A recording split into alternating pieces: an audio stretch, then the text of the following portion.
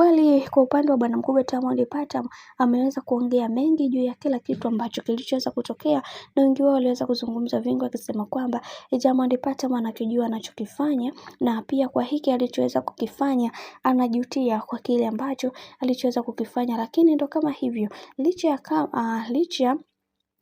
ya kuwa yeye kuweza kuzungumza hayo yote kuweza kutokea katika maisha yake, lakini angetakiwa kuweza kumfanya mwanamke wake aweze kujihisi mwenye thamani. Lakini alichomfanya ni kumwambia kwamba kumuoneshea kwamba yeye si lolote na si chochote, na kuanza kukutana na maex zake wa hapa na pale. Hili jambo limeweza kuumiza watu wengi, na wengi wao waliweza kufunguka vingi kwa hiki ambacho alichoweza kukitokea, kwani kiukweli hili jambo limeumiza sana, na wengi wao walitamani sana kuweza kujua vingi juu ya haya ambayo yanayoendelea sasa. Kiukweli inaumiza na inasikitisha, ila wacha tuone mwisho wa haya yote itakuwaje, kwa sababu kila mtu anaamini kwenye kile ambacho anachokiamini, na wengi wao wanatamani kuweza kujua vingi juu ya hiki ambacho kinachoendelea sasa. Ila tunaamini Mungu atasimama na kila mmoja kuweza kuhakikisha bibi Zuchu anakuwa na amani na furaha katika kila hatua ya maisha ambayo anayopiga. Haya yote